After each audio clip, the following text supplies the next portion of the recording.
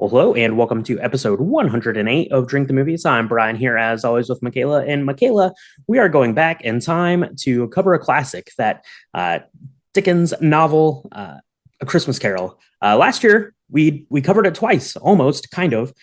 We did the classic Christmas Carol with Sanderson. We did Scrooged, Yep. which is another take on it. And this year, we're going to be doing a bonus take on A Yeah. Christmas Carol. Maybe it's the best take. I don't It know. might We're be the gonna get best in. take. We're gonna get into all that, of course. But Yeah. but what have you been up to? It is Christmas week. I saw on the Facebook you might have been doing some Polar Expressing. Yeah. It's a Did you have family your hot, tradition. hot, hot chocolate? We did. We had a Okay. lot of hot chocolate. And we got to see, that's how we see Santa every year. We kind of make it a 2-in-1 thing because if any parent knows, there's only like really two ways to do that. You're going to go to a free Santa place and wait in line forever and hate it the whole time and then be unhappy, or you're going to pay money and you're going to wait in line and see the pictures and be unhappy. I mean, there's really only Yeah, one of two ways to do it. So we decided to this go to the is the Polar season. Express. And the way it works at this Polar Express is that at the end you get to have pictures with Santa and you get to see what you get to have the conversation where you ask for a BB gun and get told you're going to shoot your eye out, just like Yeah, in the movie we did last week. But yeah, no, it was really good. Lots of really fun hot chocolate drinks that I have been supplementing with various alcohol libations, and that's been fun. We covered Polar Express that in our very first Christmas season. So I think that was our second or third film that we yeah. ever did. Yeah, it was our third episode, Hot Chocolate and the Polar Express. We booked up some hot chocolate. We added a little bit of Jack Daniel's Tennessee Fire to it, which is always a good idea this time of year, any time of That's year. right. Put Jack Daniel's Tennessee Fire in whatever you're drinking. It will cure what ails you for sure. But Yeah. yeah, a lot of people do that Polar Express thing. We talked a little bit, about it in that episode for sure. But yeah, a lot of families are getting into that. That seemed to be something that kind of stormed onto the scene for Christmas time and has the legs to be here to stay. Myself, not doing the Polar Express, just been driving around, headed back to Ohio for Christmas. So going to be seeing some family, having some good Christmas beers. The Great Lakes Brewing Company Christmas Ale is one of the best, celebrating 30 years this year. So definitely going to have a couple of those. That's always in my Christmas rotation, and our aged eggnog. Going to be cracking into some of those. I had to carefully pack those, put them in like a child's like safety seat. I wanted to make sure that the eggnog made it up to Ohio. Right. Everything else will be fine, but definitely want to make sure that the eggnog made it up here. Okay, but yeah, now I'm just ready. Have a few presents to get wrapped, and all that sort of stuff. But there is one thing that we have to make room for every Christmas time, and that is watching Muppet Christmas Carol. And that is exactly what we did. So why don't we take a quick break? We will be right back to whip up this week's cocktail and then get into the most classic retelling of the classic Christmas story of them all. So we'll be right back. So this week's cocktail, we're mixing up a punch recipe that is perfect for Ebenezer Scrooge. It's perfect for everybody except for the kiddos. But never fear, we had a special request from our Patreon site for someone to make a Muppet mocktail, and so that's what we've done. Mm-hmm. But we're gonna go through the alcoholic version one first, and it's called the Naughty or Nice, and we found it from liquor.com. And I gotta say, it is both naughty and nice. That's right. Just like Ebenezer Scrooge, who starts out naughty, turns out to be nice. Maybe that is how this cocktail goes. I don't know. But yeah, I really like doing punch recipes, this time of year, because you're having some get togethers. So throw these together. They're easy to put together. They're crowd pleasing. It takes some stress and work off your plate, which is the name of the game this time of year. Really, Yeah. you want to make things as simple as possible. And this one's good because it's going to include some ingredients that are things that you might have open for a party anyways. So you just are going to go ahead and mix one of these up. So the recipe here, this is going to be enough to make 2 of these. So write down these ingredients, and then you can scale that up to make however big of a punch bowl that you'd like. But to get this started off with, we're going to take 3 ounces of Chardonnay and 3 ounces of Pinot Noir, and go ahead and put those in your shaker tin with some ice. That's right. Then you're going to add 2 ounces of cognac, 2 ounces of maraschino liqueur, and then and that's it. So your shaker. You're going to shake that up. You're going to put it in a glass with some ice, perhaps, and then you're going to pour 4 ounces of ginger ale over the top. Don't put the ginger ale in the shaker. That's a disaster waiting to happen. That's right. Don't ask me how I know this. It is an explosive all over my kitchen.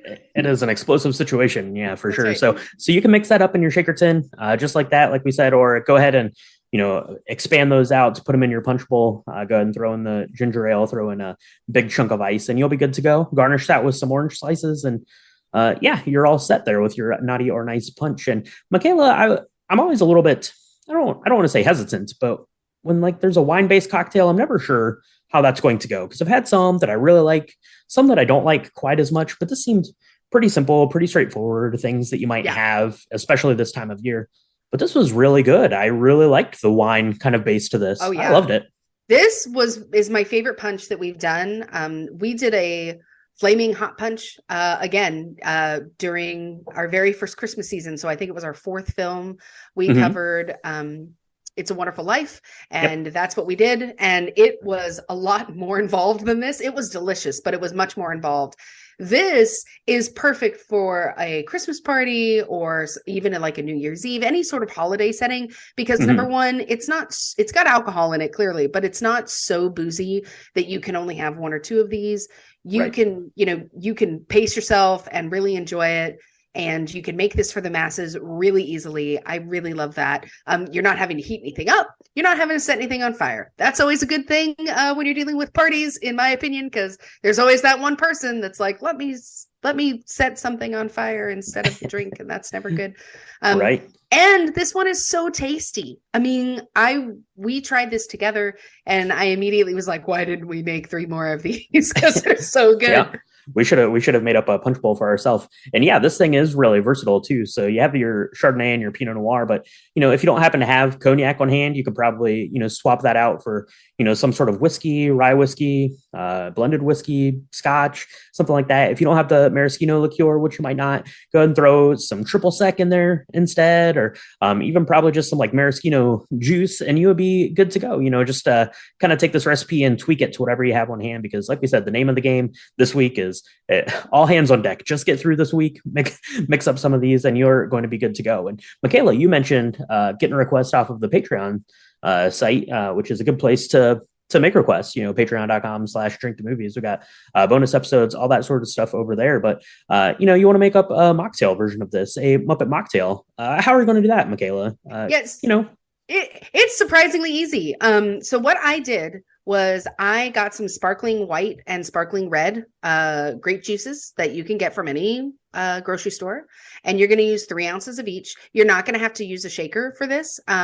If you're going to do a shaker, then just do regular white and regular grape juice. Don't get the sparkling, because again, it will explode when you're trying to shake it. It's not a good look.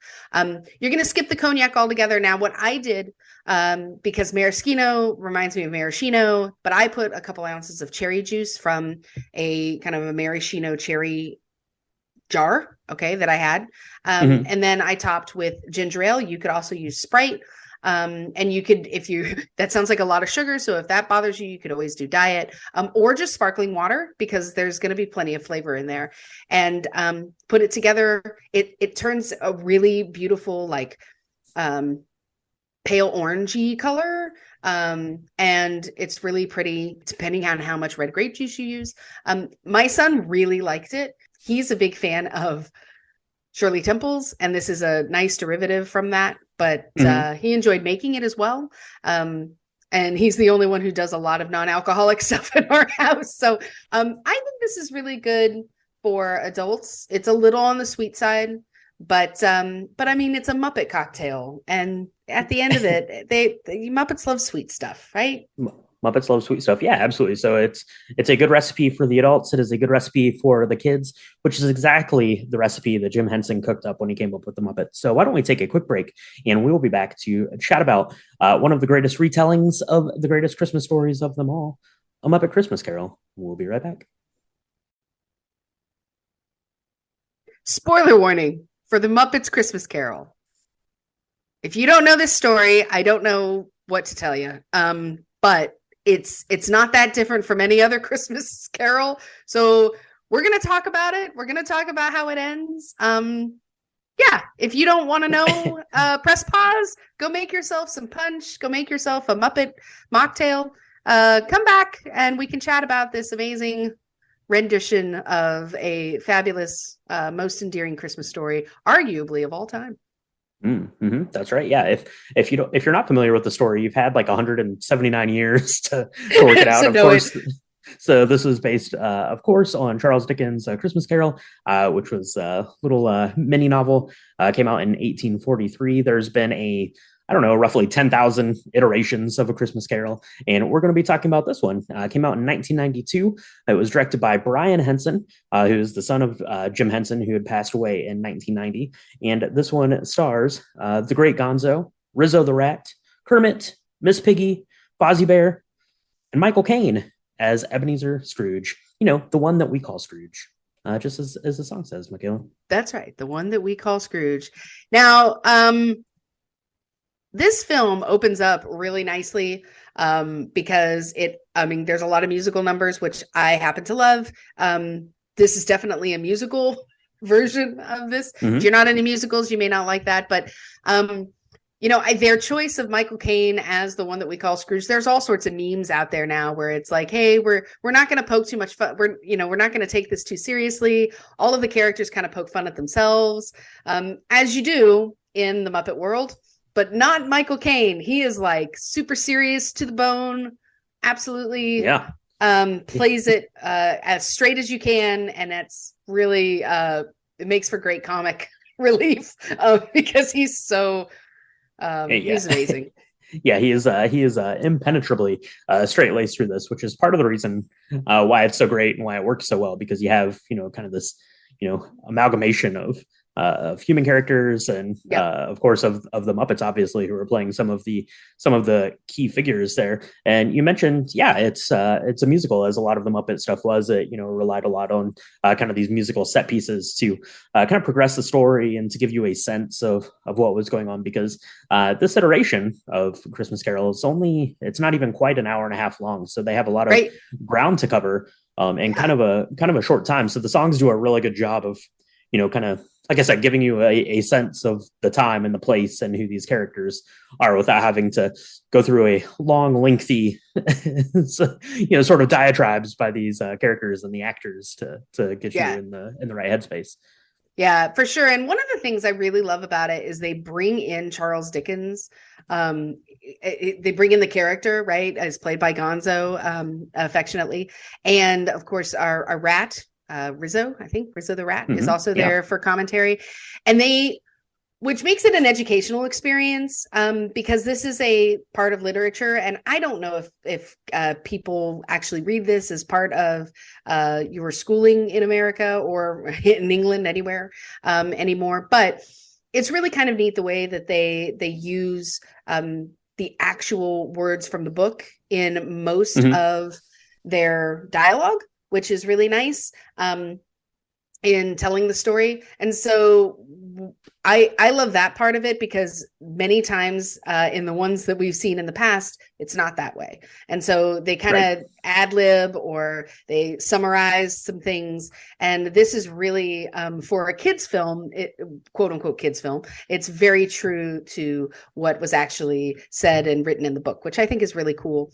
And Michael Caine, he said he'd done interviews with about this film before, and one of the things that he really loved was working with all the puppeteers and all of the extra work that had to go into making Kermit walk, and the set direction and everything. That is really special, because it's unlike any of the other films where, the Muppets Take Manhattan, or any of Muppets Treasure Island. It's very different, where you feel like the Muppets are in this world that is built specifically for them, and there just happens to be a human. So the sets have to look a certain way. They have to cover the same amount of ground space. Kermit, who plays Bob Cratchit, and Tiny Tim have to, there's this really great scene where they're walking, and it looks amazing, and you don't realize that probably took something like 20 puppeteers or something to make that happen. Yeah. Yeah, Yeah. there's a really cool kind of blending of the styles, because obviously these are puppets, so people are controlling them underneath with their hands and things, but there's also a fair bit of like stop motion that's being used in some of this to kind of create as scenes pull back and you see things like Kermit skating across the ice, or things like that, just how they're able to kind of implement all of these um, sort of techniques that the Henson company had come up with to do it. And it's really kind of a testament to Brian Henson, who is Jim Henson's son. This was his first kind of rodeo directing one of these on his own. So it took obviously learned a lot from his father. And then with the passing of Jim Henson, Steve Whitmire is tasked with being the voice of Kermit. So not only do you have someone new at the helm of the Muppets, you have someone new as the voice of the Muppets, as Kermit the Frog. So it's kind of incredible that this came together in the way that it did, and it's so well beloved all this time later. But why don't we get into the movie a little bit? We're not going to go through all these plot points because it's Christmas Carol. It's a story that has been gone over 1,000 times, but we have kind of the four main sections, right? So we're first meeting the ghosts of Marley. Well, it's Marley and Marley this time, because of course it's Statler and Waldorf, who are maybe my favorite Muppets because they are crotchety and fun, and they're there to let Ebenezer know that, hey, your clock's going to keep ringing, ghosts are going to keep coming, and you're going to change your ways. You're going to end up in chains just like us. That's right. It's probably one of my favorite sort of deviations of this from the original kind of story. Every version of this has a deviation in one way or another, right? But I really kind of love the Marley and Marley. They do a whole song. The first time I saw it, I didn't really like it, but now I really love it because they are these curmudgeony old men. We see them again in Fozziwig's Rubber Chicken Factory party that is great. They're hecklers. I just find them really endearing, and we know everybody has a Marley or a Marley that they have to deal with in life. And wouldn't it be cool if they came back and was like, that was not the right way to be?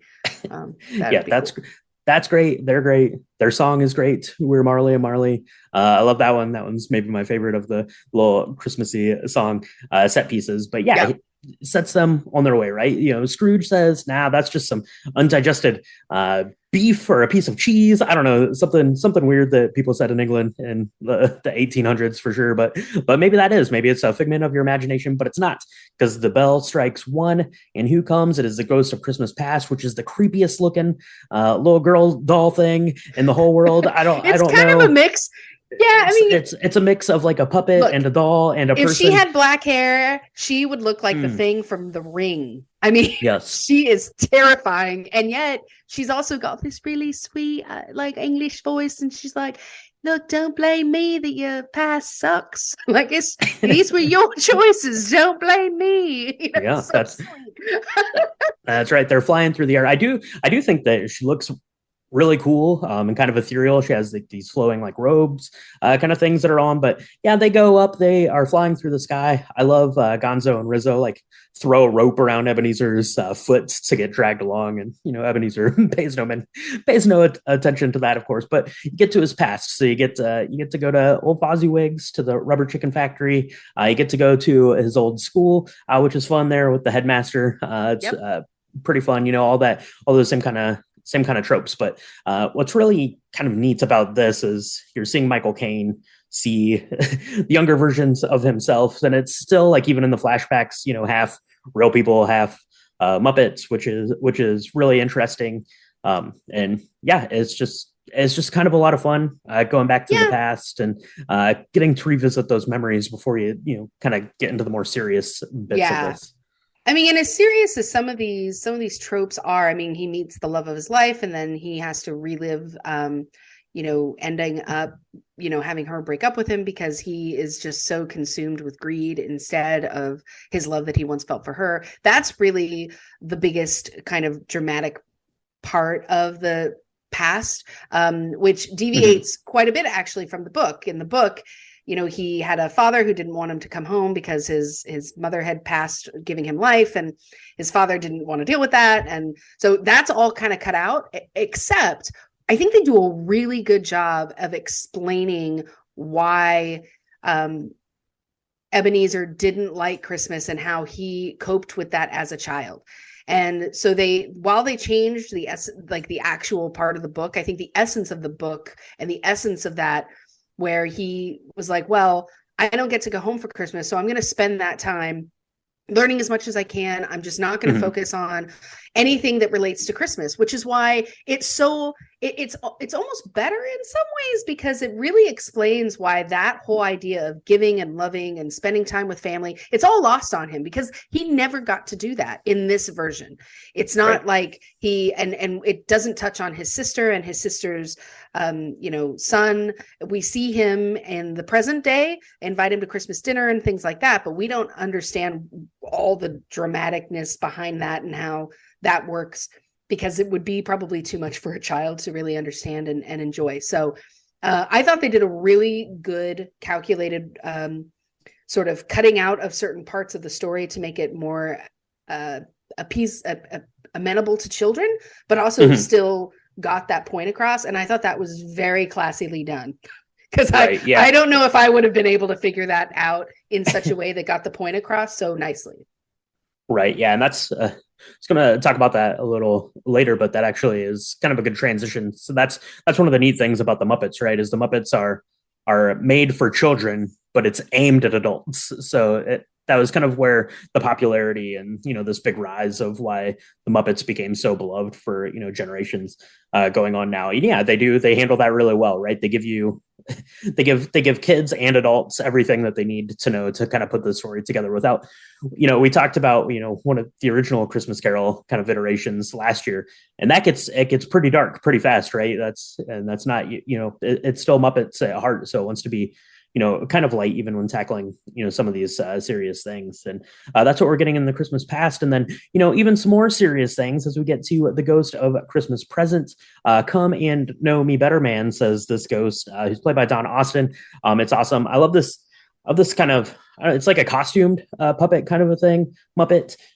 And he's gigantic. And I love kind of this transition. It looks really neat as he's kind of sitting there at this feast that Ebenezer walks into. And he's like the size of the room. They have a little bit of banter, but then as he kind of shrinks down to being Michael Caine's size, it's a really neat effect. And I still, having seen this, I don't know, like 50 times, I still am not 100% sure how they did it, because it looks really cool, I think. Yeah, it sure does. He's one of my favorite. I think he's probably the favorite ghost of everybody, because he's happy and jolly. He doesn't look like he's going to kill you in 7 days like the Ring Girl. True. He's not the ghost of Christmas Yet to Come, which is also completely terrifying for a different reason. He just is very jolly and sweet, and he shows Scrooge some ways of thinking about or seeing how people view him, and that's not really pleasant, but he's still very pleasant and very I love the joke. It's a total dad joke where he says, "Oh, you're a little absent-minded," and he's like, "No, I'm a big absent-minded ghost." And it's pretty funny because he continues to say the same thing over and over, but the things that he says, "Come and know me better, man." Wouldn't it be great if we all really knew the present as well as this ghost does, right? Because that's all he has. And the symbolism is there, and that might be lost on children. But again, because this is aimed at adults, I think it's a really good rendering of kind of the things that make it a Christmas movie in the first place. Yeah, I really like the Ghost of Christmas Present in this. And I think maybe this version of the story, maybe than any of the other ones that I've seen, really kind of gets into the, I don't want to say relationship, because they're just going through this kind of dreamlike sort of thing. But, the lesson that Scrooge takes away from the Ghost of Christmas Present is really apparent here as we see, the Ghost of Christmas Present, transitioning out. You're kind of led to believe that Ghost of Christmas Present gets like this one shot at this, one time, and then he's moving on to the next realm. But yeah, shows Scrooge some pretty important stuff. He goes to the nephew to Fred's Christmas party, which is a really great scene. Fred's played by Stephen McIntosh, who's awesome. I really like him in the scene when they're playing like this yes and no guessing game. That's pretty great. And then of course they go to the Cratchit's house to see their pretty paltry Christmas dinner, and which Scrooge calls out, and the Ghost of Christmas Present says, and they seem happy with it nonetheless. And then of course you get that really great scene of Kermit, Bob Cratchit, and little Tiny Tim coming in as they're on this. I don't. You can kind of almost see what they're walking on. It's like this little like roller kind of a thing, and the background is just subtly moving. It's so amazing. Like I don't even. It would have taken. Yeah.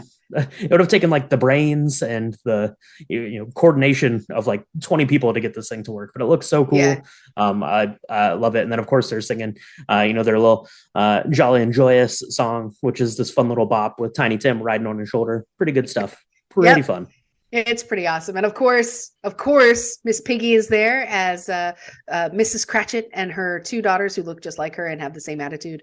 Bettina, Belinda, she can never remember who they are. I love it because she's doing exactly what I would be doing, which is digging into the roasted chestnuts.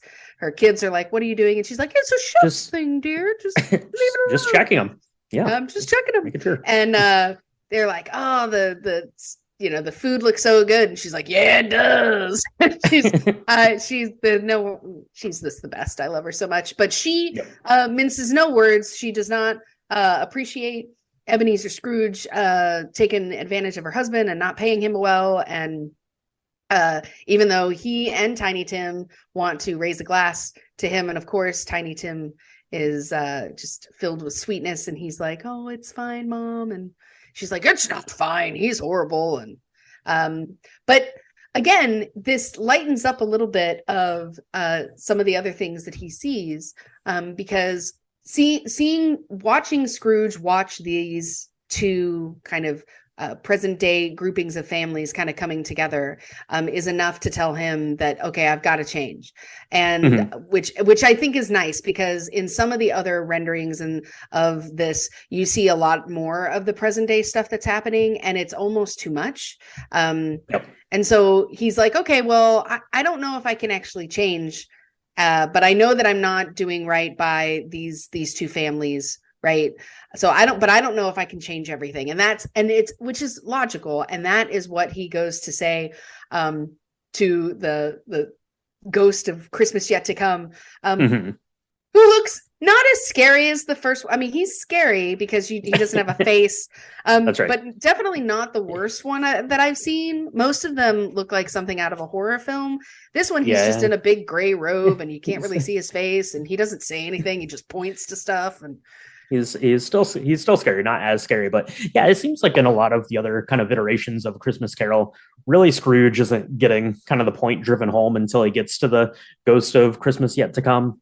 It really seems like his death and stuff is more influential on the way that Scrooge feels, whereas this one, it feels like kind of his turning point really is more of this Ghost of Christmas Present, which I think is good, because it is kind of, it's not as dark as dealing with all the death, which is better for kids, of course. And then the Christmas Present, that character is so kind of engaging, and they can actually have some back and forth, because really, like you said, the Ghost of Christmas Yet to Come is just this omnipotent being that just points at grave markers and points at Tiny Tim's chair and stuff, and all this stuff. But yeah, you get a really kind of neat transition.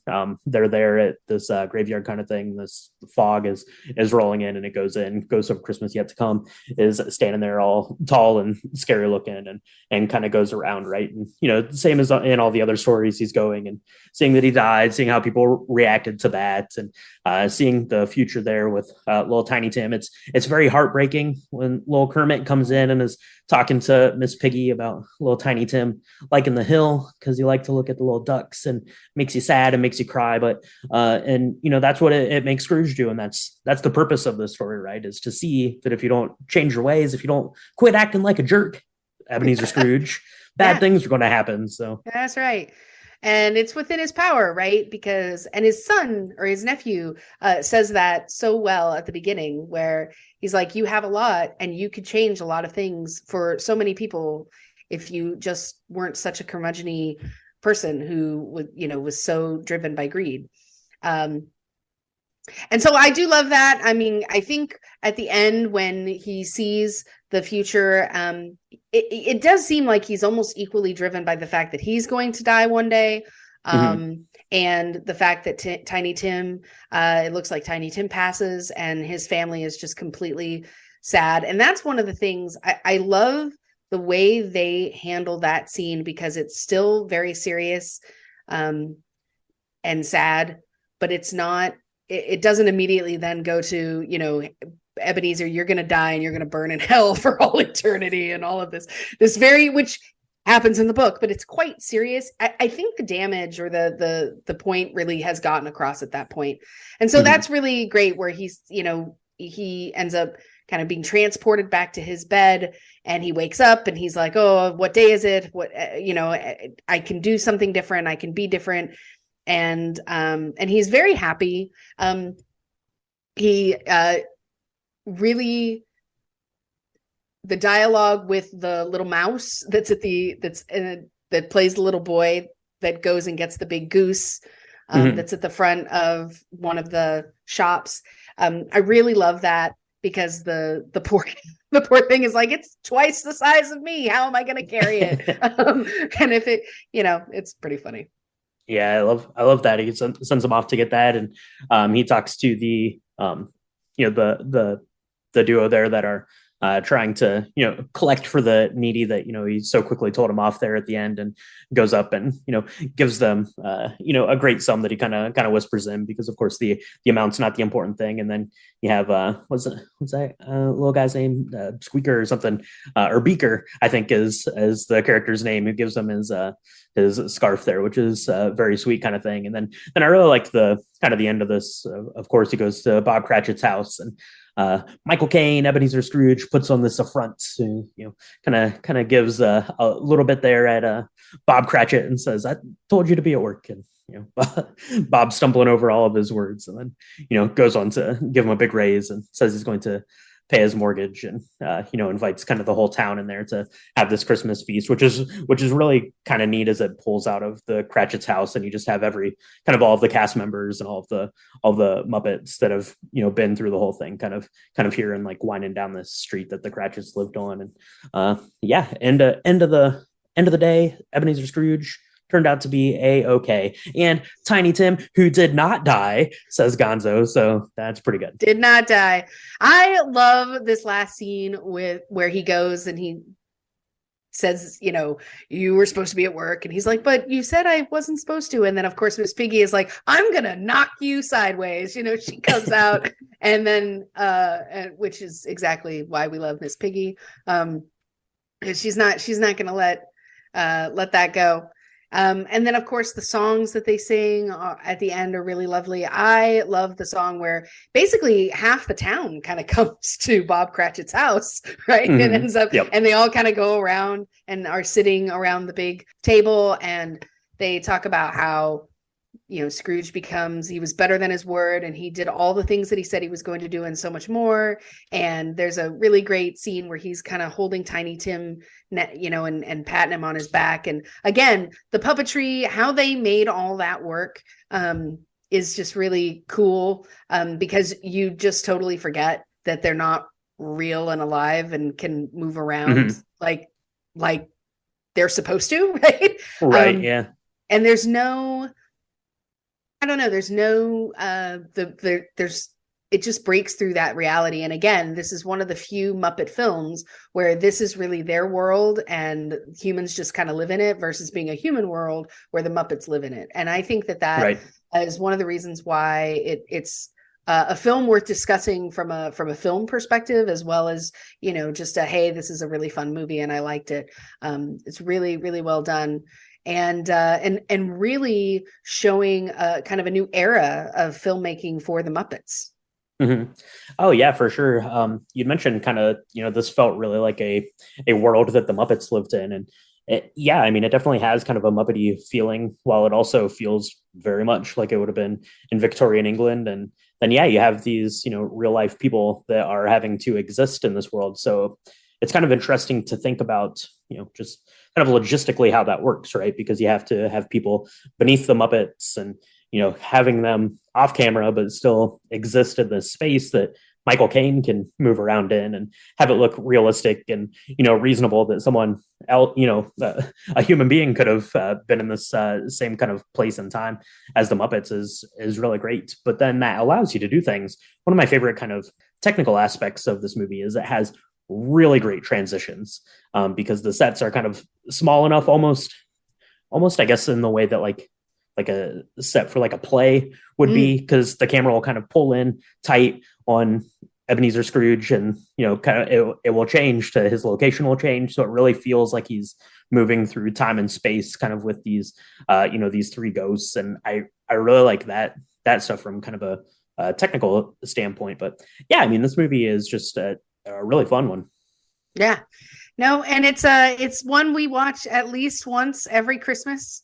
We love the songs, and it's interesting because it's one of the only Muppet films we watch over and over again. I think for me, it's probably my favorite. I love Muppets Take Manhattan because I loved Manhattan as a kid, and I love some of the shows there, some of the music and arrangements there. But this is something that you just couldn't have picked a better kind of way to tell this story. I don't think I have any criticism that of anything that I would have liked differently or better.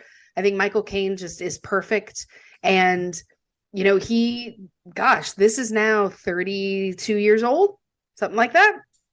Yeah, well, yeah, it came out in 1992, so yeah, so it's 30 years. The 30 years old this year. So it's interesting. You mentioned you watch it every year. This is my wife's favorite Christmas movie. It's just one of her favorite movies in general. So I've seen this, at least once a year since she and I have been together, spending Christmases together. So yeah, it's definitely something that we watch a lot and have had plenty of time to kind of get into and digest and pick up different things throughout the film. And that's kind of one of the neat things I mentioned at the top, that Muppets, is really geared at children, but it's, kind of the humor and the storytelling is really aimed at adults. So it's almost like the Muppets kind of were now like akin to like what Pixar is really, right? Yeah. That they're cartoons for kids, but the storytelling elements are really for adults. And that was something that the Muppets really captured in Jim Henson. And that's why you had things like the Muppet Show, which was on primetime television, because adults loved it, as much or more than the children did. And that's why a lot of people really kind of hold the Muppets dear. And it's kind of this cross generational sort of thing. Now, with that in mind, though, this came out in 1992, and it did not do particularly well. Cost about $12 million to make, only made about $25 million. Disney, for some reason, decided to release this alongside Aladdin for some reason, and then also Home Alone 2, which, the follow-up to one of the biggest movie releases of all time. So this just kind of got squashed, in the noise. But then this really kind of lived on in the same way that a lot of the Muppet stuff does, on home video, being passed down generation to generation. And like you said, I know you'd mentioned it. I had mentioned it, but a lot of people watch this every year, and now it's easy to do. It's on Disney Plus. If you have Disney Plus, you can fire it up and watch any of the Muppet stuff anytime.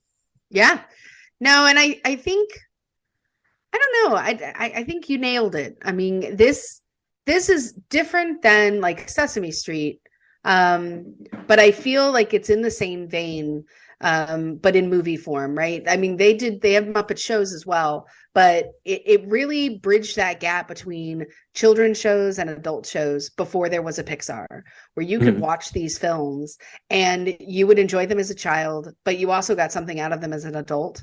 And, I don't know what there was before this that did that, probably because I wasn't alive, but I don't remember. I mean, I certainly don't see my parents watching anything that bridged that gap continuously for 30 years. And that's something that's really special and magical about this. And it's one of the, it really is one of the best renditions of that story, which is so odd to say because it's a quote unquote children's film, but it really is true to the dialogue, is true to what was actually written. There's some things that they kind of gloss over or don't mention because it would be too much for kids. But by and large, I mean, it is truly one of the best renditions. And honestly, everybody's done this, right? I think if you're a really good male actor, as soon as you get to a certain age, someone asks you to play Scrooge in either a made for TV film Right. or, some sort of rendering of this, whether it's cartoon or live action. And this still remains to be one of the best ever.